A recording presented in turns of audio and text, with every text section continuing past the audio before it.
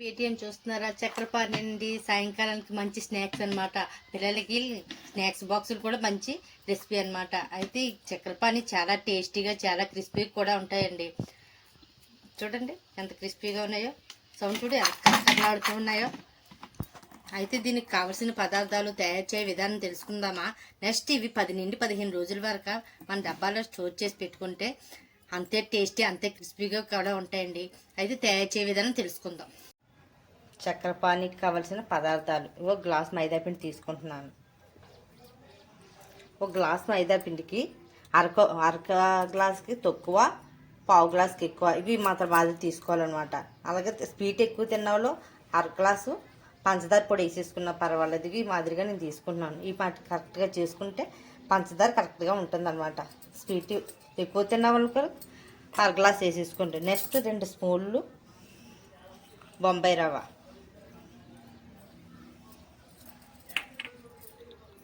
Next చిటికెడు ఉప్పు, చిన్న బేబీ స్పూను యాలకుల పొడి, ఒక 5 స్పూన్లు కాచి గోరువెచ్చగా ఉన్న నెయ్యి కానీ డాల్డా కానీ ఇందులో యూజ్ చేయాలి. అలాగైతే చక్కెర పారనీళ్ళు బాగా వస్తాయి. ఇప్పుడు ఇందులో స్పూన్ వేసుకుంటూ బాగా మిక్స్ కలుపుకోవాలి.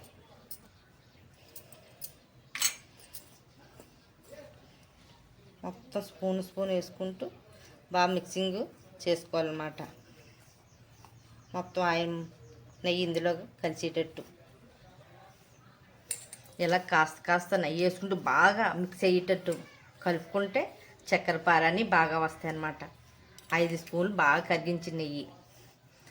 ఇదే పర్ఫెక్ట్ కొలతలు చేసుకుంటే నేను చెప్పిన చిన్న చిట్కాలు పాటిస్తే చాలా బాగా వస్తాయి, చాలా బాగుంటాయి అన్నమాట.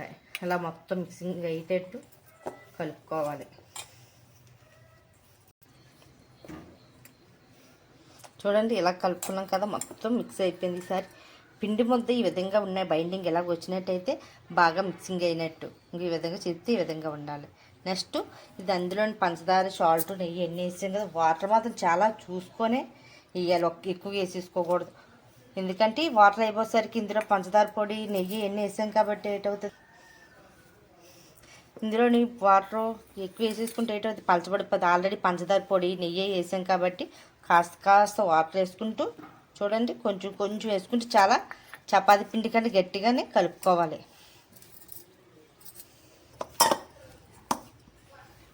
చూడండి ఈ విధంగా చపాతీ పిండి గట్టిగా టైట్గా చేసుకోవాలి. మనం వేసుకున్నప్పుడే వాటర్ చాలా తక్కువ వేసుకోవాలి, లేకపోతే ఏటవుతుంది, మెల్ట్ అయిపోయి ఇందులో ఉన్నాయన్నీ లూజ్ అయిపోతుంది. అందుకని ఇలా ఈ విధంగా గట్టిగా చేసుకొని 10-15 నిమిషాలు పక్కన పెట్టేసుకోవాలి.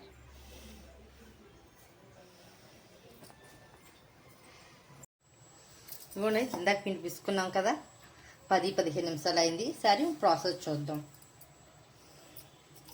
మళ్ళీ ఒకసారి బాగా కలుపుకోవాలి.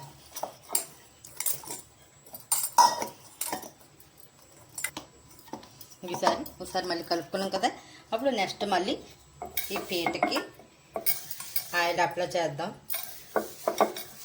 నెక్స్ట్ కర్రకి కూడా అంటుకోకుండా ముద్ద.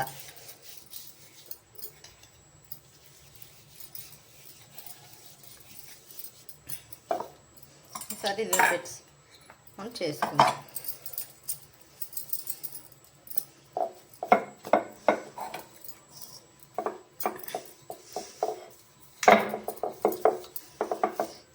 ఈ విధంగా 2-3 సార్లు చేసుకొని ఇలా ఫోల్డింగ్ చేసుకుంటే లోపల పొరగా క్రిస్పీగా బాగా వస్తాయి అన్నమాట. మళ్ళీ నెక్స్ట్ ఇంకొకసారి అలా 3-4 సార్లు ఇలా చేసుకున్నాం అనుకో, కంచిగా బాగుంటాయి అన్నమాట. ఇగో స్టవ్ ముట్టించాం కదా, ఆయిల్ మరుగుతుంది. మీడియం ఫ్లేమ్లోనే పెట్టుకోవాలి, హై ఫ్లేమ్లో పెట్టుకోవాలి, ఎక్కువ మరగకూడదు అనమాట. అలా నెమ్మదిగా మరిగేలాగా మనం మళ్ళీ చపాతీ చేసేసుకుందాం.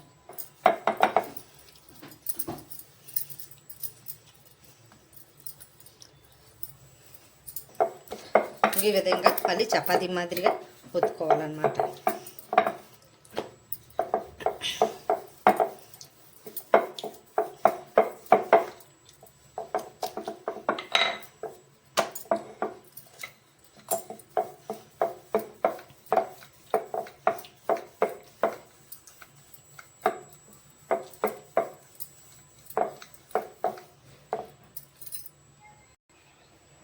చూడండి, ఈ మాత్రం దలసరిగా 6 ఇంచు అంగుళం మాదిరిగా మనం చపాతీ ఒత్తుకోవాలి. మనం సరే ఒత్తుకున్న తర్వాత మనం ఈ విధంగా కట్ చేసేసుకోవాలి.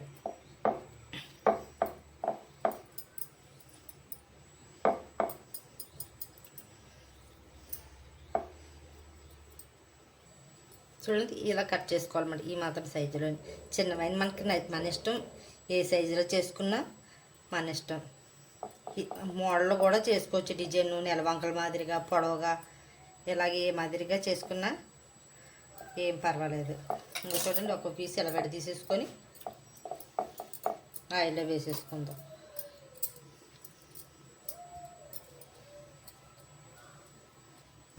చూడండి, ఆయిల్ వేడైంది లేదు అరలోనే చూసుకుంది, ఎందుకంటే హై ఫ్లేమ్ పెట్టకూడదు, మీడియం ఫ్లేమ్లో పెట్టి మరిగిన తర్వాత మనం వేసుకున్న తర్వాత కాగిందో లేదో చూసుకొని అప్పుడు మళ్ళీ లో ఫ్లేమ్లోకి షిఫ్ట్ చేయాలి. ఆయిల్ మరిగింది కదా, ఇలా వేసుకున్న తర్వాత లో ఫ్లేమ్లోనే ఈ ప్రాసెస్ అంతా జరగాలి. కొంచెం వేగిన తర్వాత అప్పుడు మళ్ళీ మీడియం ఫ్లేమ్లో పెట్టుకుందాం. హై ఫ్లేమ్లో పెట్టేసరికి మాడిపోతాయి అన్నమాట. లో ఫ్లేమ్లోనే ఆయిల్లో వేసుకున్నప్పుడు మీడియంలో పెట్టుకోవాలా, తర్వాత దించేసుకొని లో ఫ్లేమ్లోనే ఈ ప్రాసెస్ అంతా చేయాలి. పిల్లలకి స్నాక్స్ బాక్సులు బాగుంటాయి, ఈవినింగ్ స్నాక్స్ కూడా చాలా ఈ చక్కెర పారానీలు బాగుంటాయి అన్నమాట.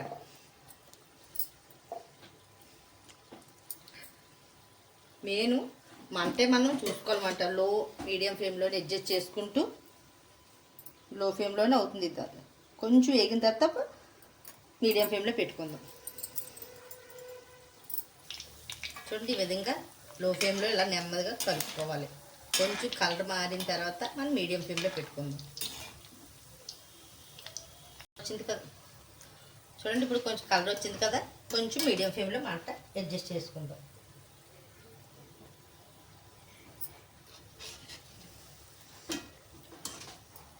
కొంచెం గోల్డ్ కలర్ వచ్చేదాకా వేయించుకుందాం.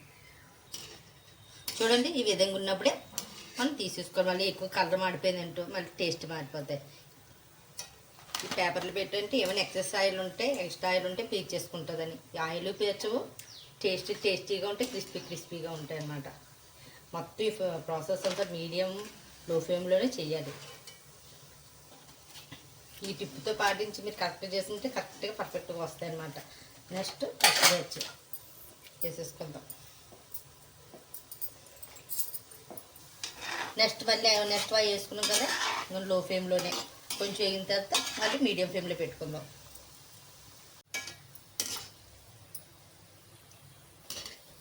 చూడండి ఈ విధంగా ఉన్నప్పుడు మళ్ళీ నెక్స్ట్ బ్యాచ్ కూడా తీసుకుందాం. ఇంతేనండి, మనం వేడి మీద ఉన్నప్పుడు చిన్న మెత్తగా ఉన్నా మళ్ళీ ఒక 10-15 నిమిషాలకి క్రిస్పీగా రెడీ అయిపోతాయి అన్నమాట.